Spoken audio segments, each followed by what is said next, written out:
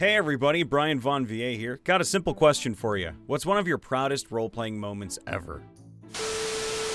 Us D&D players can never really get enough. Whether you play 3 times a week or once a month, part of you always craves more. We get our fix however we can, by watching short stories online, D&D live streams, Baldur's Gate. Well, allow me to offer you something new. The best available follows a party of new adventurers trying to make a name for themselves in hopes of being sponsored in a competition. Waterdeep's Festival of Heroes, which sees the chosen parties delving into the depths of Under Mountain, risking life and limb to suppress the evils and monsters below to protect the city above. The Dungeon of the Mad Mage is filled with danger, treasure, glory, and mysteries yet to be revealed. Come watch the journey from humble beginnings into heroic legend as we adapt a campaign years in the making into an illustrated web series with art from Doodle Poodle, author of Tales from the Tables. We pride ourselves in converting hours-long sessions into smoothly paced episode with limited animation, music, blood, sweat, and tears. Get in on the ground floor of something great and join the Forever DM's table today. Link in the description. My character was a barbarian wrestler. His backstory was that his father was a renowned paladin warrior who wielded a golden sword and who had no respect for his son's inclination towards wrestling, mostly because he didn't think it was a worthy fighting style. Meanwhile, in real life, my actual father passed away in horrid circumstances, so I no longer wanted to play a character whose backstory was so closely tied to his father.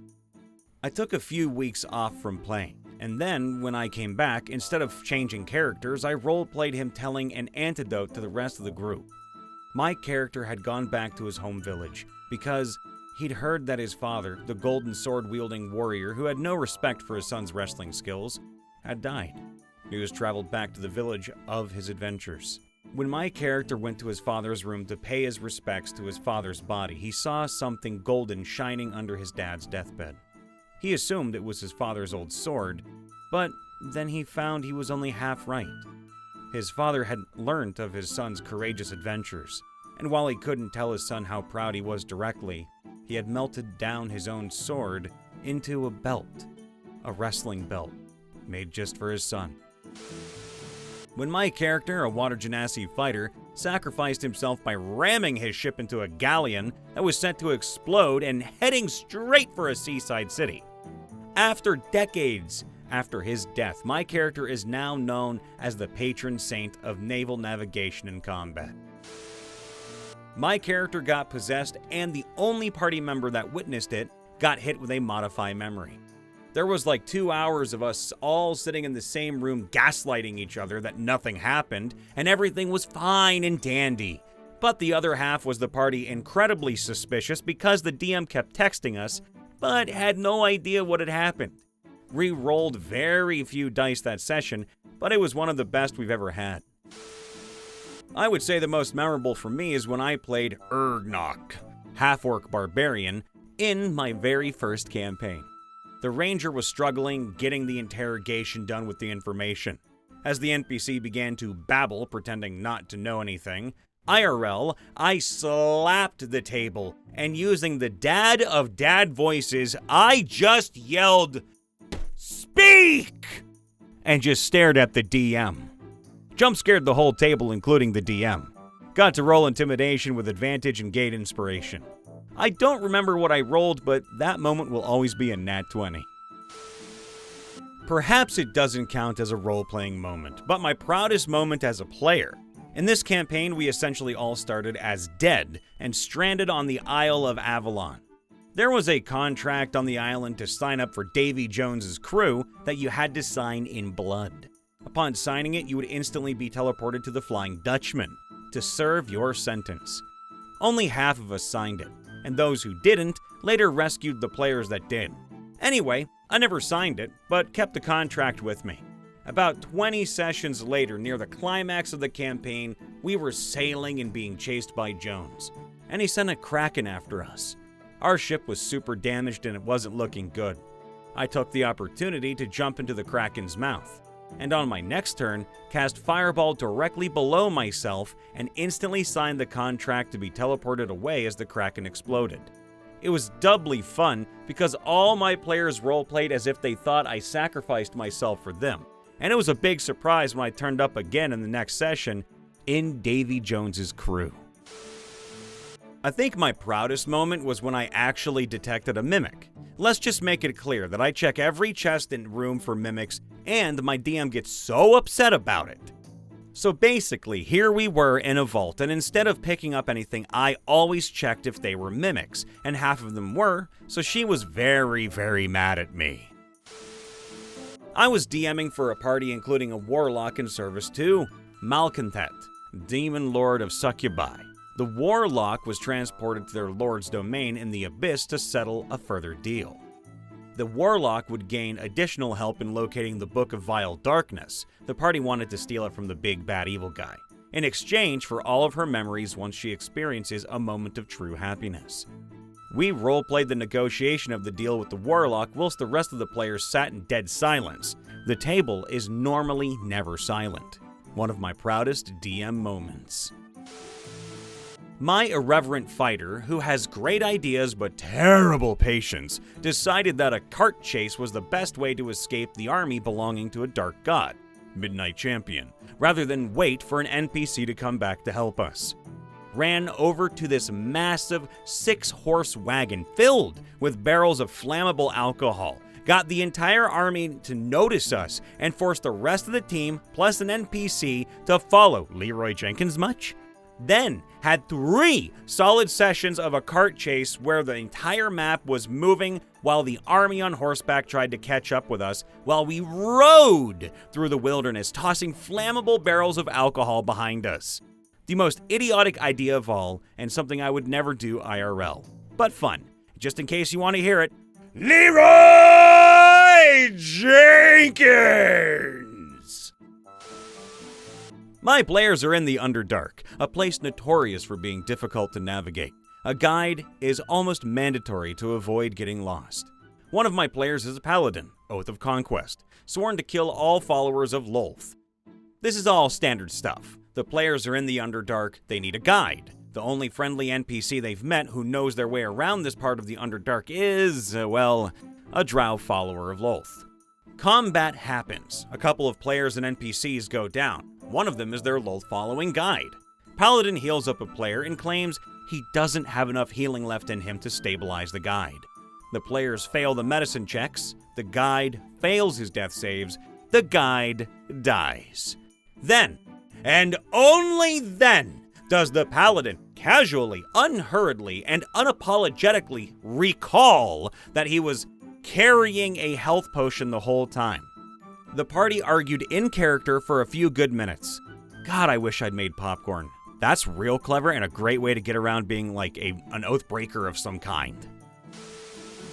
I played a gunslinger from Texas sucked into a magical world. His whole shtick was that he didn't believe in magic. It was a Feywild campaign, would always have some excuse as to why something magical happened, and I stuck with it until almost the end of the campaign.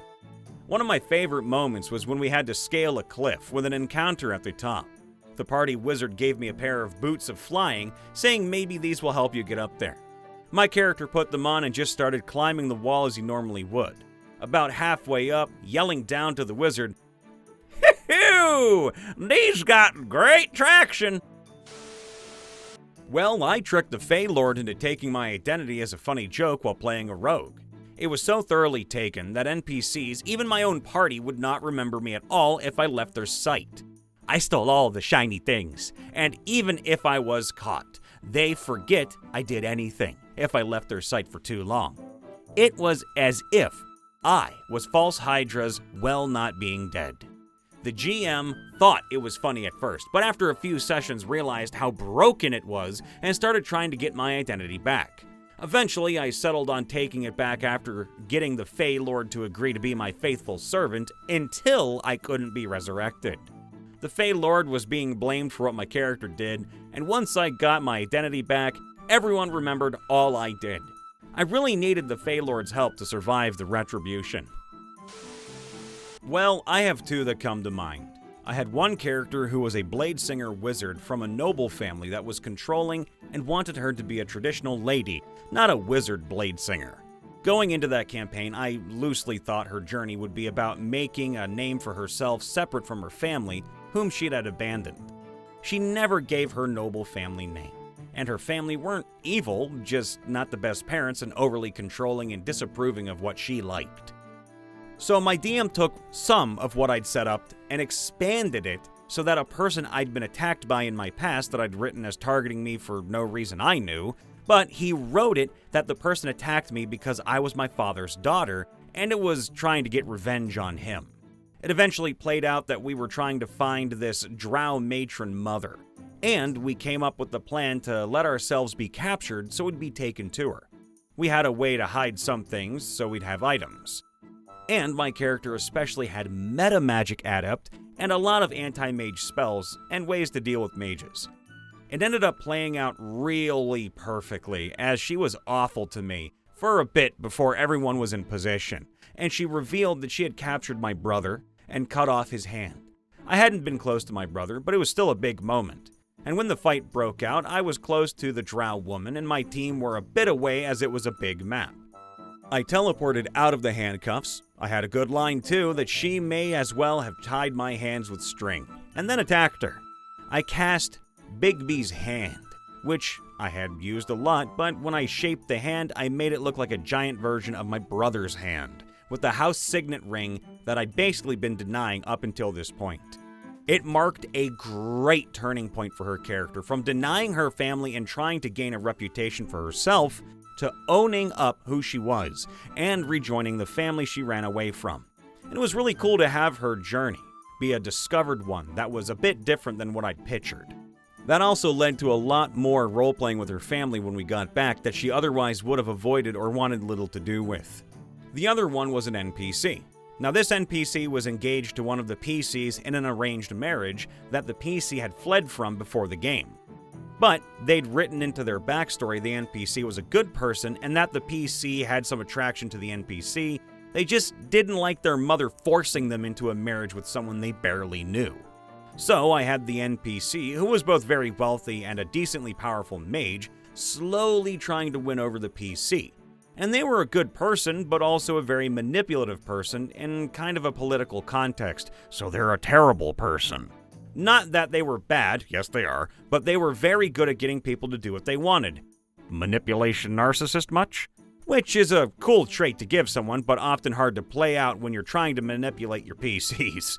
But I had her help the group with saving another PC's village. And afterwards, she went to that PC and gave her some money on the condition of anonymity. Which then played out perfectly with that other PC going to the PC the NPC was engaged to and convincing her to go through with the marriage. There were a few other things they did too that were doing nice things, but also making sure to get seen doing that nice thing while not being obvious about it. It was even better because the PC in question told me at the beginning of the game that there was no way they'd marry the NPC, and I may have taken that as a challenge. But it was a lot of fun to play out and really layered because all of the different dynamics involved. Hey everybody, Brian Von VA checking in after the vid. Make sure to leave a like, subscribe, ring that bell, and of course, now that we're rolling out early access membership, be sure to join that membership, not only to keep the lights on for all of us, but you'll be getting early access to videos in doing so. We love you all, see you next time, and toodaloo for now.